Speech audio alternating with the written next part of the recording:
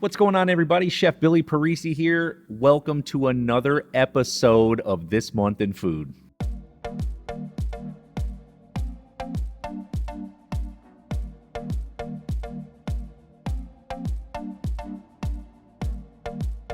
It's been a minute since we've done one of these, and I figured I would start them back up. I know a lot of you all kept requesting, when's the next Month in Food podcast coming? Sorry, it's been crazy. Obviously, with COVID happening, there were some things that I needed to switch up. I really wanted to dedicate a lot of my videos to making recipes using staples that you already have in your kitchen and your cupboards, how to extend those things, provide options, how to store them, how good they are when reheating, all of those details to try to help you guys get through those first few months of COVID. So I really wanted to dedicate that time to doing that. So that's why I did that, and I've left these podcasts off. So thank you for your patience. I certainly appreciate you. So news on my end, I moved.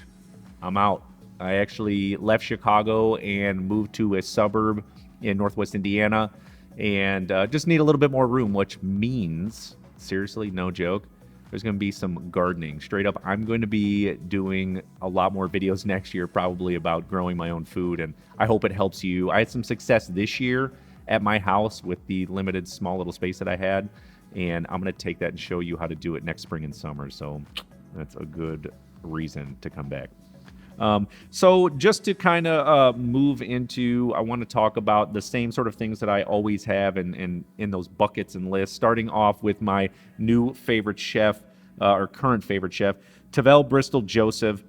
He's a pastry chef and a partner at 5 different restaurants in the Austin, Texas area. I mean, his Instagram is just awesome. And he's really good at making kind of his own new innovations, but also he just takes the classics and puts them on a whole new level. So he takes something like chocolate mousse and makes a beautiful toasted meringue, adds coconut ash, and a whole bunch of other goodies. So think of those classical desserts and then to that like next level. So good, so just delicious. I know if I ever get to make it back to Austin again in my life, I'm for sure going to stop by his spot. The one is called Emmer and Rye. That menu looked awesome. That's the one I'm going to check out. But if you're in the area, go to one of his 5 spots. I promise you, at least order dessert. I mean, I can at least say that's most likely going to be phenomenal. So my favorite restaurant this past month, and this is every year in the summer, my friends, in Chicago, there's a restaurant called Snick Snacks, Snixsnacks, and it's owned by a Puerto Rican husband and wife duo, and it is all authentic homemade Puerto Rican food. It's a little food truck in a park called Independence Park, right off Irving Park on the north side of the city. I don't know what else to say. They have things called jibaritos, which will make you never want to eat a cheeseburger again. It's thinly sliced braised meat with American cheese and aioli, lettuce, tomato, onion, and then they take something called a plantain and they flatten it and they fry it. It is delightful. It's amazing. They have a roast con pollo. They have all of these just classic dishes, and they make it right there. It is homemade. It is delicious. Every single summer, it's a treat. I think they open Memorial Day and they go to October 31st. So if you can make it before then, oh my gosh, I promise you, it will be worth it. Moving right along, food trends. The big trend that I'm still seeing and definitely saw during COVID was bread. Everyone's trying to perfect the art of making bread, and especially sourdough bread, right? Because yeast was really hard to find. Flour was even hard to find. So how do you make sourdough bread? And I love sourdough. I did a video, and within 1 week, I had 250,000 views on it. So it lets me know that when I made it, it was the right choice.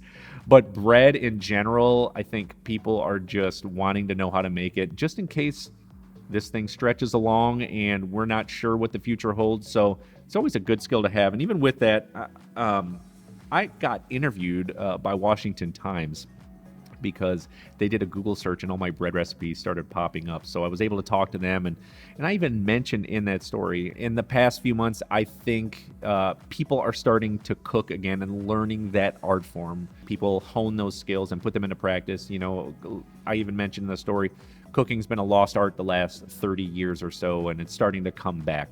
But with that being said, moving into food news, restaurants have taken an incredible pounding, and a lot have already closed. Some don't know if they're going to make it. So I'm just going to encourage you, and this is sort of, again, my food news, restaurant news this month.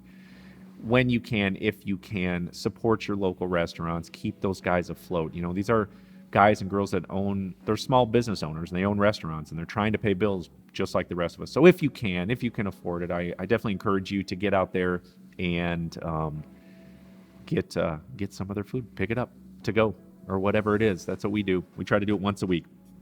Okay. 5 books to check out. Love this list. Oh my gosh, cannot wait to get my hands on a few of these that I don't have yet, but I've read some of them and they're just phenomenal. Starting with Dinner in French by Melissa Clark, a really awesome cookbook by an author who spent a lot of summers in France, just a lot of time overall in France. And she she teaches you how to make simple classics, but for dinner, like the coq au vin, simple recipes like that. So they're not going too deep into the intricacies of fine French cooking. You're not making pâtés or anything. It's simple French food at dinner. Love this book. Check it out. Next, Everyone Can Bake by pastry chef Dominic Ansel. And I love this guy because if you've been following me, I'm all about fundamental techniques of cooking. He's about fundamental baking techniques and how to apply those to everyday desserts and everything that's involved around baking. This book is me, but for baking. So if you love what I do, that's the book for you. And if you love to bake. Next, Shaispaka, which is by Nancy Silverton, the sort of famed chef on the West Coast who's known for her breads and her bakery. She also has a restaurant that's it's a butchery all wrapped around meat. And this book dedicated to meat, obviously, and fish and vegetables and vegetarian cuisine and how to make those things as best as possible. I just love Nancy Silverton. She's just phenomenal. So this is a book I got to pick up. Next, Mosquito Supper Club. I love this, by Melissa Martin, chef in Louisiana. She's trying to restore those Cajun and Creole goodness dishes that, again, when it comes to cooking, it's becoming a lost art, but it's starting to come back a little bit, and she's trying to preserve those. I love Cajun food. I love everything about New Orleans. So if that is you, this is the cookbook for you. It's beautifully shot. You will love it. Last but not least, I'm going to tip my hat to my friend Aaron Clark, who has a book called Well Plated. She's a good friend, a great cook who offers healthy, easy-to-make meals on a budget. You will love it. Her blog is awesome, wellplated.com as well. Check out Aaron's book. It's fantastic. You'll love it. Now, show to watch, Salt, Fat, Acid, Heat. Author Samin Nosrat. I think she first kind of was discovered in the Cooked series on Netflix. Now she has this series. It's also based on her cookbook, Salt, Fat, Acid, Heat. And she applies those 4 basic cooking technique principles to cooking and how they impact your food and how they greatly enhance the flavor of your food. And it's what some of these things need to help take that food to the next level. So definitely recommend this cookbook. It's a basic. You should just have it. I have friends that have it, and they said just by reading it, they took their cooking and their food to the next level. So get it. Salt, Fat, Acid, Heat. Okay, new blogger to follow. It's not really a blogger, but it's just a really neat site. It's called Chef's Pencil, and I'll just read what they even say because it's what it is. Chef's Pencil is a valuable resource for professional and home cooks featuring recipes, professional cooking advice, and news from the culinary industry. It's just a really cool site showcasing talented chefs that you probably haven't heard of or maybe heard of and like, and it's all in one website. It's all in one resource. It's just really a awesome site. chefspencil.com. For sure, check that out. I'm totally digging it. Okay, YouTube channel to follow. I'm going to tip my hat to another friend who literally was one of the ones who encouraged me all the way from the beginning on YouTube, and it's Entertaining with Beth Le Manoc. A dear friend, amazing talent on camera, based in LA, and she does classic French cooking cuisine. Her husband is French, and she wanted to learn those classic techniques and recipes and then do it every day for her family. Her videos are beautiful. Her editing is beautiful. Her recipes are fantastic. She is a surefire can't-miss win every time, both from an entertainment standpoint and from a recipe standpoint. You have to check her out. You will love her. She's fantastic. Okay, last but not least, one Instagram page to follow. I just started following her like a month ago. Her name's Becca.